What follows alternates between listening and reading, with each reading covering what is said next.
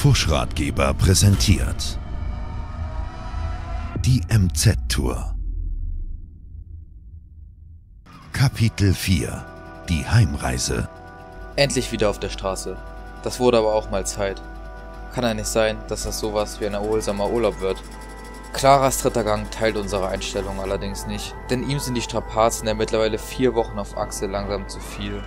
Und so beginnt er, so langsam den Dienst zu quittieren.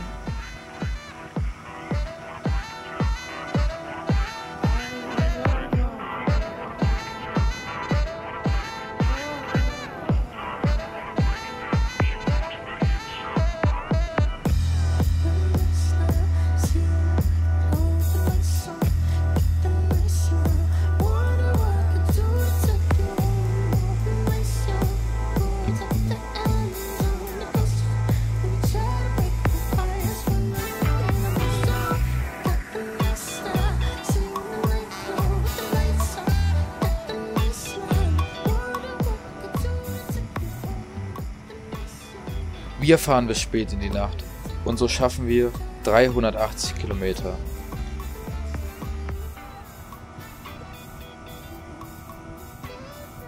Wir übernachten an einem unspektakulären Rastplatz und frühs geht es gleich weiter.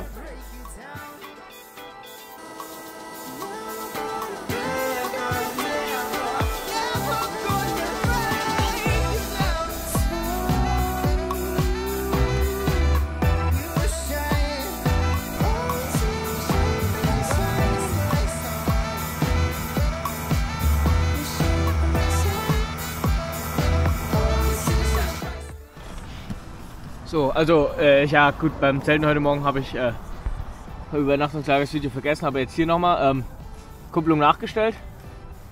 Also brauchen wir nicht wechseln. Hoffen wir mal, dass wir die Kupplung nicht wechseln müssen, dass wir die nur nachstellen müssen. Ja, dann schauen wir mal, ob das jetzt funktioniert. Und dann, wenn es klappt, fahren wir weiter und wenn nicht, wechseln wir das noch. Das Nachstellen hat geholfen. Trotzdem ist die Kupplung durch und muss spätestens zu Hause gewechselt werden.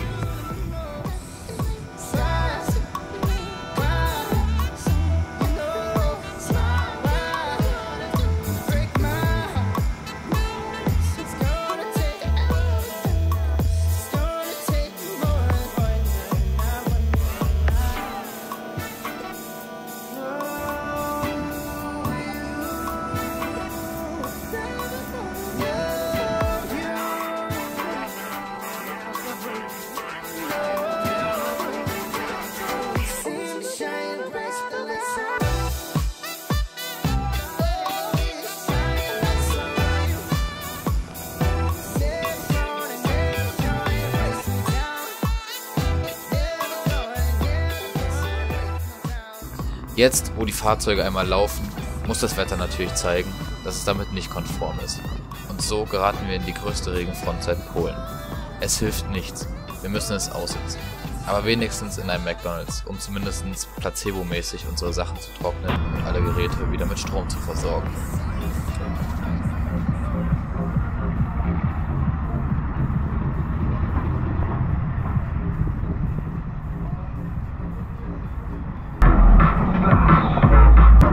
Leute saßen gerade hier im Auto. Warte, das ist ja gerade gar nicht aufgefallen. Doch, Digga, die Rückbank mal mitmachen. Da mindestens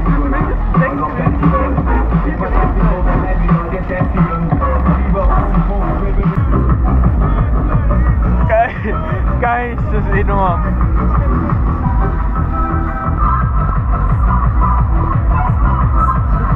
Diese sehr lustige Truppe mit ihren in Deutschland wahrscheinlich niemals zulässigen Autos war ein echtes Highlight.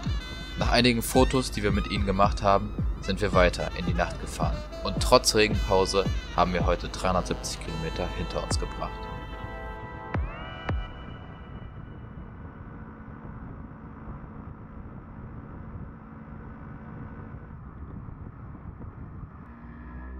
So, von gestern werden jetzt hier noch die ganzen Sachen getrocknet, beziehungsweise der Rest wird jetzt noch gemacht.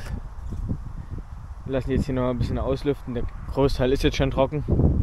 Aber wie viel haben wir Jo, Deutschland, nehmt euch bitte mal ein scheiß Beispiel an diesem Art von Rastplatz. Du hast hier überall Bänke kannst pennen, kostenlose Toiletten, die geil sind und einfach eine fucking Spot, der in Deutschland einfach instant ein Campingplatz wäre. Und dann hast du hier einfach diesen View einfach mit zu diesem Rastplatz dazu. Das heutige Ziel ist Stockholm. Mal wieder unter Menschen kommen. Im Übrigen die 4. Hauptstadt auf unserem Trip. Wir wollen essen gehen und dann schauen, was der Abend uns so bringt.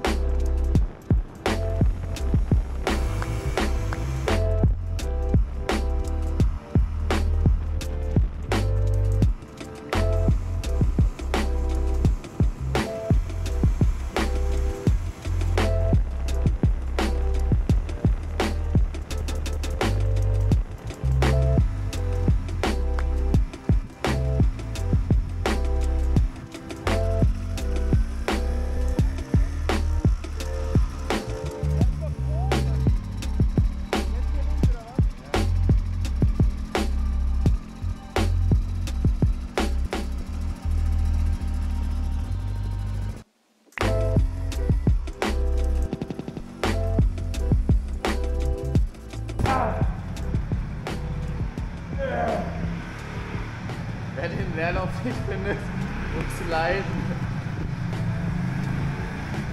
Guck mal, hier ist noch ein kleines Plätzchen für uns. Oh.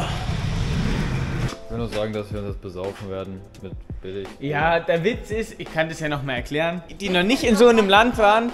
Also, hier gibt es kein Alkohol über 3,5% in so Supermärkten. Es gibt also extra Alkoholläden für oder so. Wir haben jetzt Sonntag, es hat nichts mehr auf. Die Clubs, wir haben gesehen, der Club hat einfach um 21 Uhr zugemacht hier. Auf jeden Fall, ja, haben wir uns jetzt so 2 Sixpacks geholt und probieren das jetzt damit. Ja, also ich weiß nicht, was die sich in dem Land gedacht haben, so, weil so mehr als 3,5% gibt es hier einfach nicht so. Aber ich kann da jetzt auch nicht 20 von den Dingern holen, damit ich mich jetzt hier betrinken kann, weil der Witz ist, so, ich glaube, wenn man 10 Liter in einer Stunde trinkt oder so, ertrinkt man innerlich oder so, 8 Liter, ertrinkt man innerlich. Das heißt, bevor ich betrunken bin, bin ich schon innerlich ersoffen. Also, das ist halt hier wirklich ein Trauerspiel. Das ist peinlich. Aber naja, was willst du machen? Ich hoffe, dass in diesem Land die Regelungen mal verändert werden oder dass ich sehr schnell wieder auf deutschen Boden komme, damit ich mir sehr schnell mal richtig mächtig wieder den Helm lackieren kann. Wirklich. Das ist traurig hier. Traurig. Wirklich. Ich bin zutiefst enttäuscht von diesem Land, was das angeht.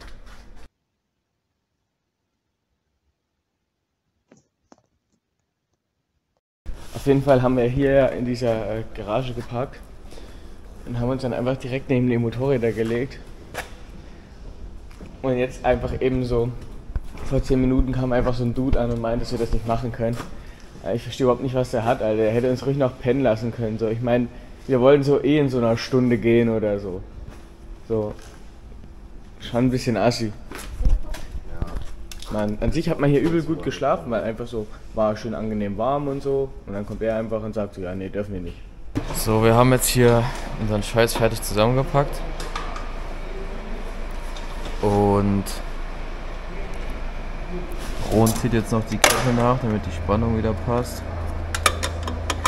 Und dann können wir uns auch aus diesem schönen Airbnb hier verabschieden. Wir können dieses wunderschöne Hotel einfach nur weiterempfehlen. Ihr solltet halt nur vor um 8 das Zimmer verlassen, sonst kommt der Zimmerservice und weckt euch. Das ist nicht so nett, aber ansonsten alles entspannt so.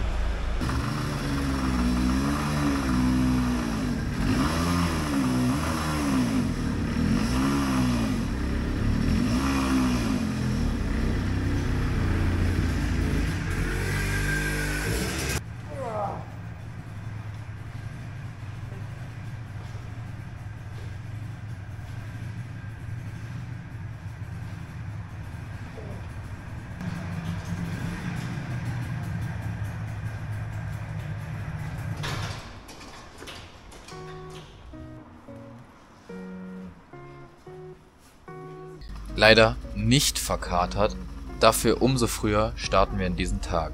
Das Ziel, was wir uns für heute gesteckt haben, ist, einen der staatlich lizenzierten Alkoholläden zu finden und einzukaufen. Wir haben die ganze Tour nichts getrunken und wollen zum Abschluss wenigstens noch einen Abend ein bisschen feiern.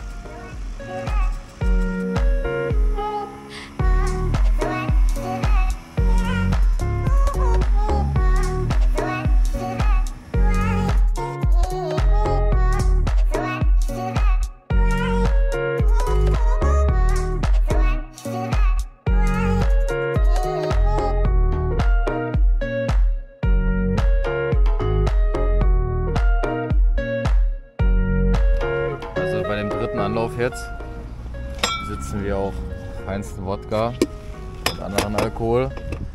Problematisch war, dass man Alkohol hier anscheinend auch erst ab 20 kaufen kann und diese Person noch nicht 20 ist und wir deswegen wieder aus dem Laden geflogen sind, anstatt Alkohol zu bekommen.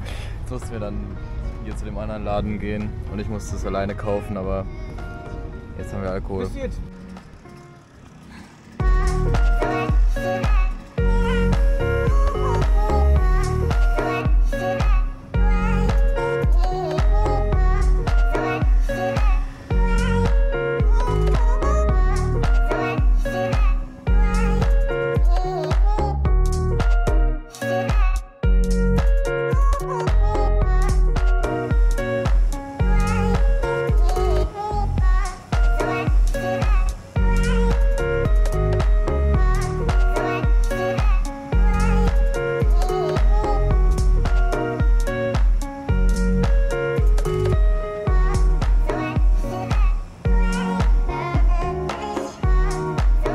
Nochmal zur Erklärung, wir haben jetzt hier einen Staudamm gefunden, der sollte so 6, 7 Meter hoch sein. Genau, und da springe ich jetzt runter.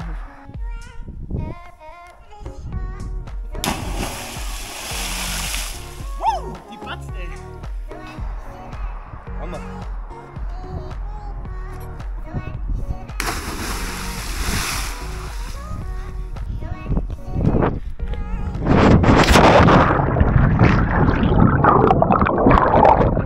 Während ich mich um das Abendessen kümmere, holen die anderen beiden ihren geraubten Schönheitsschlaf nach. Ja, wir fahren jetzt hier wieder los, so. War chillig, war cool. Gab lecker Suppe.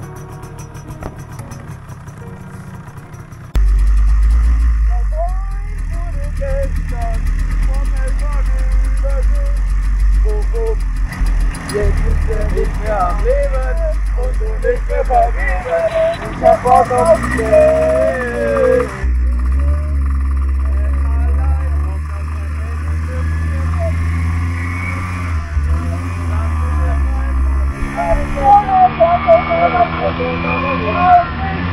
Ich mach den Fahrzeug drauf. Sag ich was, sag ich was, sag ich was. Oh no!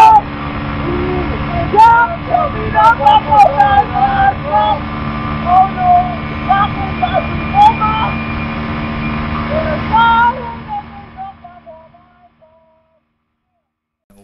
So, also wir sind jetzt hier irgendwo am Strand rausgekommen. Suchen jetzt noch mal ein paar kleine Snacks zusammen, weil wir jetzt am Strand und für morgen haben wir noch so knapp 260 Kilometer bis zur Fähre und dann setzen wir wieder über zum Deutschland. Jetzt chillen wir uns erstmal ganz gemütlich bei klarem Sternenhimmel, was man absolut nicht sieht.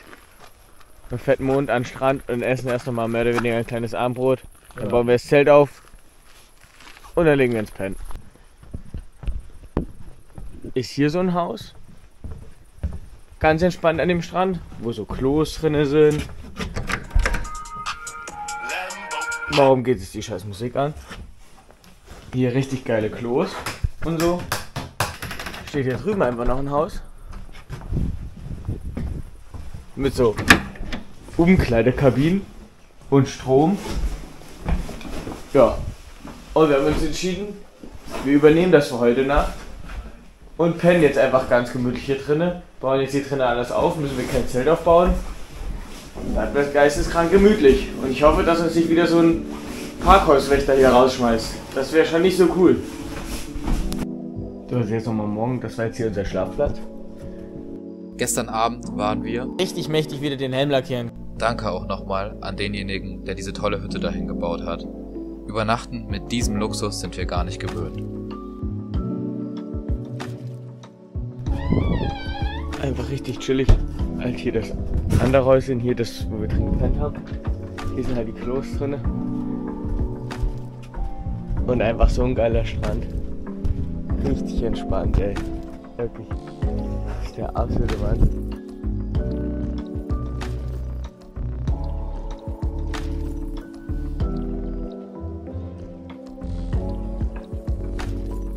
Die Motorräder, die stehen halt nicht hier. Die stehen da vorne halt auf so einem Parkplatz. Ja, und da drüben sind jetzt noch Feuerstellen. Genau, da werden wir dann noch unser Essen gleich machen. Dann werden wir hier entspannt noch baden gehen. Und dann ja, werden wir heute bis zur Fähre fahren und wahrscheinlich heute auch wieder mit der Fähre übersetzen Richtung Deutschland.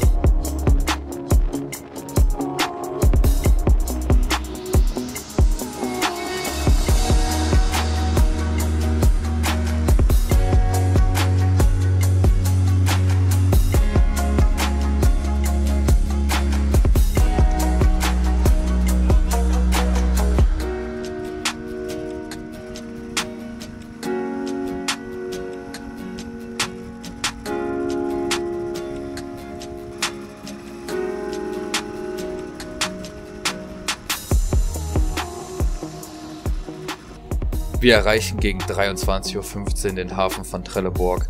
Dort sagt man uns, dass die nächste Fähre erst morgen früh fährt. Doch nachdem wir ihnen mitteilen, dass wir nur 2 Motorräder sind, dürfen wir noch auf die letzte Fähre, die um 23:45 Uhr ablegt.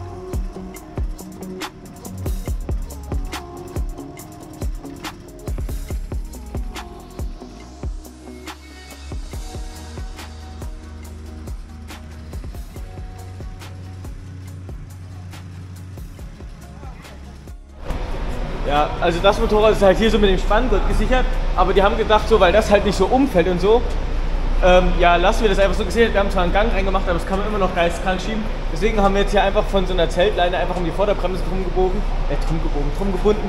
Jetzt geht das Ding hier nicht mehr weg. Das letzte Mal Ausland. Ja, wir suchen uns jetzt hier ein ganz gemütliches Örtchen zu pennen. Am besten neben den Schornstein, damit es schön laut und schön dolle stinkt. So, also wir sind jetzt wieder unten in der Fähre. Ja, wir machen uns jetzt startklar. Dann müssen wir erstmal tanken. Das heißt, ich hoffe, dass wir nicht gerade so auf der Rampe stehen bleiben, wenn wir rausfahren wollen. Wenn nicht, ist halt doof gelaufen. Dann müssen wir wieder schieben, wie beim letzten Mal. Ja, das heißt, wir machen uns jetzt fertig und sobald wir rausfahren können, ja, werden wir das quasi tun.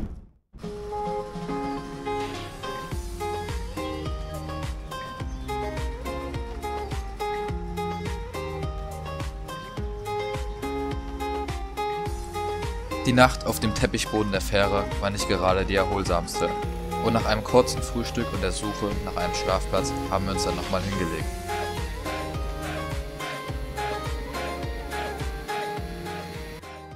So, also wir sind von der Fähre nochmal von Rostock rausgefahren, haben uns jetzt hier nochmal 3-4 Stunden hingelegt, weil es tatsächlich gar nicht mehr so weit ist, wie wir dachten, zumindest wie ich dachte.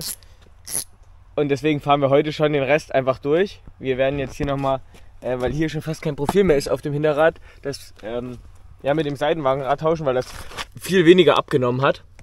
So, hier ist jetzt das Rad schon drinne. Und wir haben jetzt das andere Rad hier reingemacht. Das ist halt ein anderes Rad, was uns der Dude aus Finnland gegeben hat. Piotr, genau. Das Problem ist, dass es halt irgendwie ein bisschen breiter ist.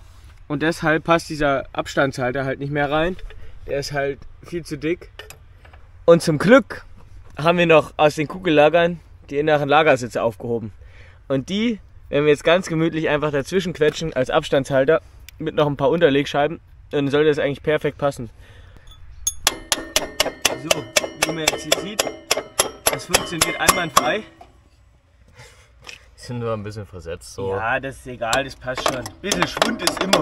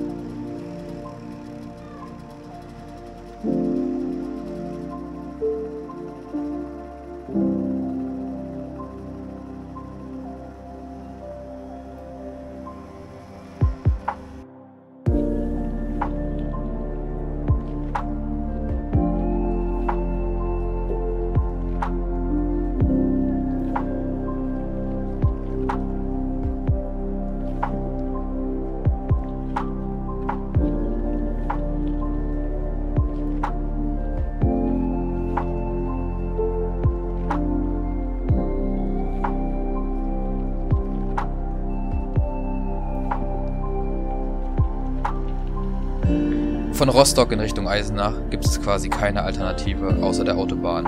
Aber deutsche Autobahnen machen echt keinen Spaß und bringen auch nur Unglück. Erst verliere ich mein Brillenglas und dann nicht einmal 5 Kilometer später.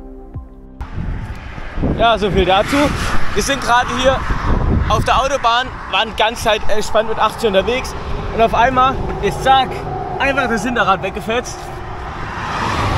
Ja, gut. Wir hoffen, dass wir das jetzt hier ausbauen können, dass der Mantel keinen größeren Schaden genommen hat und dass wir, ja, also einen Ersatzschlauch werden wir schon noch irgendwie finden. Ja. Und dann werden wir das jetzt schnell reparieren und hoffen, dass wir schnell hier wegkommen. Weil ich jetzt schon keinen Bock mehr habe, hier zu chillen.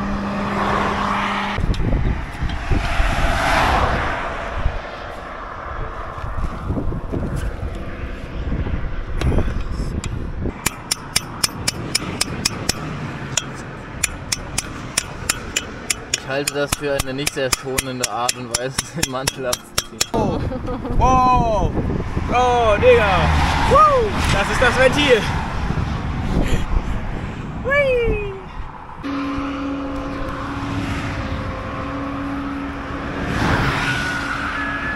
Also wir jonglieren jetzt hier, weil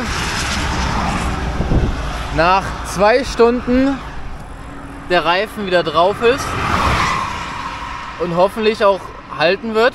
Bis zur Tanke. Muss er jetzt so platt fahren und dann pumpen wir halt dort auf.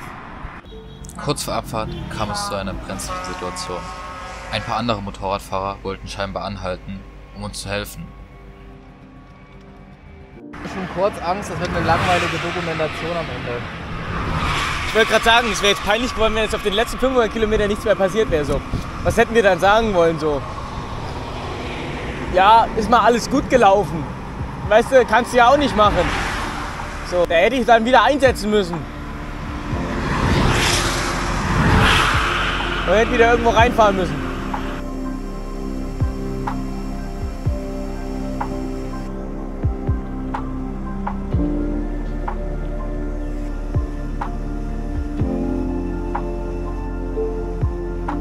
Meine Pfoten.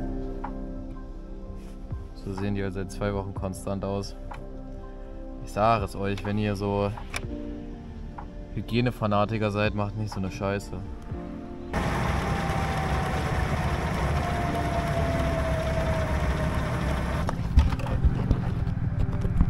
Und da ist uns mal wieder richtig elegant 3,5 Kilometer von der Tanke der Sprit ausgegangen.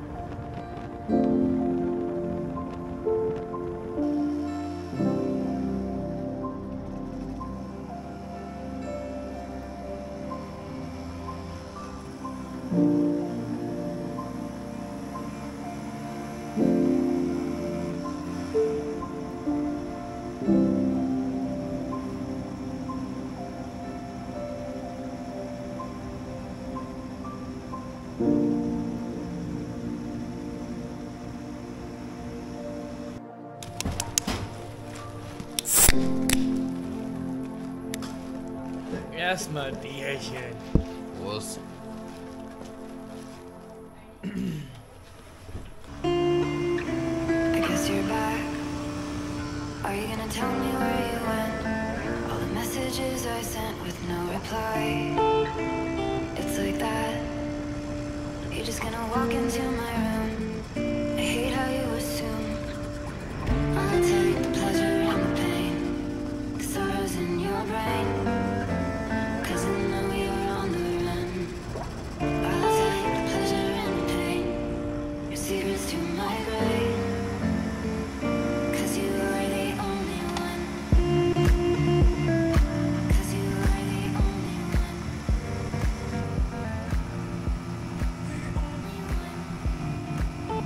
Unsere Reise nähert sich dem Ende. Wir haben über 6600 Kilometer hinter uns gebracht, ca. 860 Liter Benzin verbraucht und 18 Liter Zweitaktöl verbrannt. Wir hatten sehr viel Spaß und schöne Momente. Danke an alle, die uns unterwegs geholfen haben. Danke, dass ihr so aktiv unsere Videos verfolgt. Ihr könnt ja gerne mal ein kostenloses Abo dalassen, wenn ihr Lust auf mehr Touren von uns habt, denn das nächste große Projekt ist schon in Planung.